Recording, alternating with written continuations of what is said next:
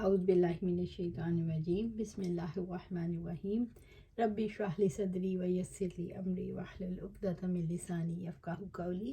میت پر کپڑا کیسے لپیٹا جائے؟ حسن بصری رحمۃ اللہ علیہ بیان کرتے ہیں، پانچویں کپڑے کے ساتھ قمیص کے نیچے دونوں ران اور زرین لپیٹے جائیں۔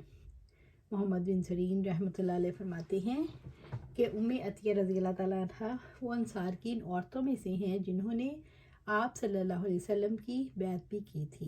اپنے بیٹے سے ملاقات کے لیے بصرہ آئیں لیکن اسے وہاں نہ پایا۔ انہوں نے بیان کیا کہ نبی صلی اللہ علیہ وآلہ وسلم ہمارے پاس تشریف لائے جبکہ ہم آپ کی صاحبزادی کو غسل دے رہے تھے۔ آپ نے فرمایا اسے 3 بار یا 5 بار یا اگر ضرورت ہو تو اس سے زیادہ بار پانی اور بیری کے پتوں سے غسل دو اور آخری بار اس میں کافور ملاؤ، اور جب فارغ ہو جاؤ تو مجھے اطلاع کرو۔ ام عطیہ رضی اللہ تعالیٰ عنہ نے جب ہم فارغ ہوئے نے کہا کہ جب ہم فارغ ہو گئے تو ہم نے آپ کی طرف اپنا تہبند، تو آپ صلی اللہ علیہ وآلہ وسلم نے ہماری طرف اپنا تہبند پھینکا اور فرمایا اسے اس میں لپیٹ دو، اور اس سے زیادہ کچھ نہ کہا۔ ابن سیرین کہتے ہیں مجھے معلوم نہیں وہ آپ کی کون سی صاحبزادی تھی۔ راوی نے کہا اشعار یہ ہے کہ اسے چادر میں لپیٹ دو۔ اس طرح ابن سیرین عورت کے متعلق حکم دیتے تھے کہ اسے کپڑے میں لپیٹ دیا جائے اور اسے تہبند نہ باندھا جائے۔ عورت کے بالوں کی 3 مینڈیاں بنا دی جائیں۔ ام عطیہ رضی اللہ تعالیٰ سے روایت ہے، انہوں نے فرمایا ہم نے نبی صلی اللہ علیہ وسلم کی صاحبزادی کے بال گوندھ کر ان کی 3 مینڈیاں بنا دی تھیں۔ فوت شدہ عورت کے بال 3 چوٹیاں بنا کر اس کے پیچھے ڈال دیے جائیں۔ ام عطیہ رضی اللہ تعالیٰ سے روایت ہے، انہوں نے فرمایا نبی صلی اللہ علیہ وسلم کی صاحبزادی میں سے ایک صحابی کا انتقال ہوا تو نبی صلی اللہ علیہ وآلہ وسلم ہمارے پاس تشریف لائے اور فرمایا پانی میں بیری کے پتے ڈال کر اسے 3 بار یا 5 بار اگر ضرورت محسوس ہو تو اس سے بھی زیادہ بار غسل دو، اور آخری بار پانی میں کچھ کافور کی آمیزش کر دو، اور جب فارغ ہو جاؤ تو مجھے اطلاع دو۔ چنانچہ جب ہم فارغ ہو گئی تو آپ کو اطلاع دی، آپ نے ہماری طرف نہ تہبند پھینکا، ہم نے ان کے بال گوندھ کر 3 چوٹیاں بنائی اور انہیں پیچھے ڈال دیا۔ کفن کے لیے سفید کپڑوں کا ہونا۔ عائشہ رضی اللہ تعالیٰ عنہ سے روایت ہے کہ آپ صلی اللہ علیہ وسلم کو 3 سفید کپڑوں میں کفن دیا گیا، یہ یمنی سہولی روئی سے بنے ہوئے تھے، ان میں نہ تو قمیص تھی اور نہ عمامہ۔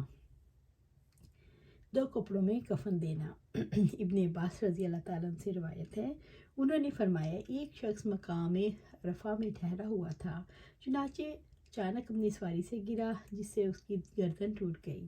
نبی صلی اللہ علیہ وآلہ وسلم نے فرمایا اسے پانی اور بیری کے پتوں سے غسل دے کر 2 کپڑوں میں کفن دو، مگر حنوط ایک خوشبو نہ لگانا اور نہ اس کا سر ڈھانپنا، کیونکہ یہ قیامت کے دن لبیک کہتا ہوا اٹھایا جائے گا۔ میت کو خوشبو لگانا۔ ابن عباس رضی اللہ تعالیٰ عنہ سے روایت ہے، انہوں نے فرمایا ایک شخص آپ صلی اللہ علیہ وسلم کے ہمراہ مقام عرفہ میں ٹھہرا ہوا تھا، اچانک اپنی سواری سے گر پڑا جس سے اس کی گردن ٹوٹ گئی۔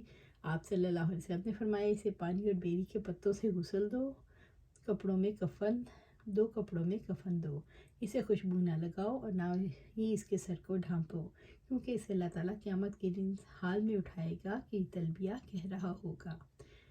محرم کو کس طرح کفن دیا جائے؟ ابن عباس رضی اللہ تعالیٰ عنہ سے روایت ہے، انہوں نے فرمایا ایک شخص اونٹ نے اس کی گردن توڑ دی جبکہ ہم نبی صلی اللہ علیہ وسلم کے ساتھ تھے اور وہ شخص محرم تھا۔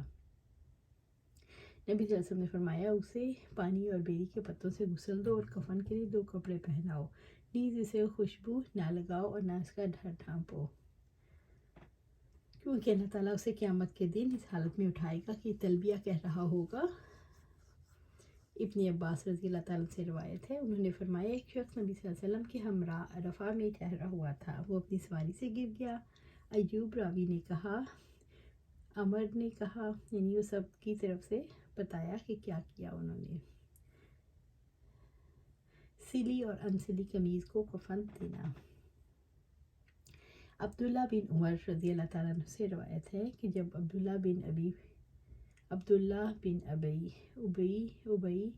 منافق مر گیا تو اس کا بیٹا نبی صلی اللہ علیہ وسلم کی خدمت میں حاضر ہوا اور آپ صلی اللہ علیہ وسلم سے عرض کی کہ مجھے اپنی قمیض عنایت فرمائیں تاکہ میں اپنے باپ کو اس میں کفن دوں، نیز ان کی نماز جنازہ پڑھیں اور اس کے لیے مغفرت کی دعا کریں۔ تو آپ صلی اللہ علیہ وسلم نے اسے اپنی قمیض میں فرمایا جب جنازہ تیار ہو جائے تو مجھے اطلاع دینا، ان کا جنازہ پڑھوں۔ چنانچہ اس نے جنازہ تیار ہونے کے بعد آپ کو اطلاع دی۔ جب آپ نے اس پر نماز جنازہ پڑھنے کا ارادہ کیا تو حضرت عمر رضی اللہ تعالیٰ انہوں نے آپ کا دامن تھام کر عرض کیا، اللہ تعالیٰ نے آپ کو منافقین کا جنازہ پڑھنے سے منع نہیں فرمایا۔ آپ نے جواب دیا، مجھے 2 باتوں کا اختیار دیا گیا ہے، شاید باری تعالیٰ ہے، آپ ان کے لیے مغفرت کی دعا کریں یا نہ کریں۔ اگر آپ ان کے لیے 70 مرتبہ بھی بخشش کی دعا کریں گے تو اللہ انہیں ہرگز معاف نہیں فرمائے گا۔ چنانچہ آپ نے اس کی نماز جنازہ پڑھی تو آیت نازل ہوئی، ان منافقین میں سے اگر کوئی مر جائے تو ان کی نماز نہ پڑھنا اور نہ ان کی قبر پر ہی کھڑے ہونا۔ جابر رضی اللہ تعالیٰ عنہ سے روایت ہے، انہوں نے کہا آپ صلی اللہ علیہ وسلم عبداللہ بن ابی منافق کے دفن ہونے کے بعد تشریف لائے، اسے قبر سے باہر نکالا اور اس کے منہ میں اپنا لعاب ڈالا اور اسے اپنی قمیض پہنائی۔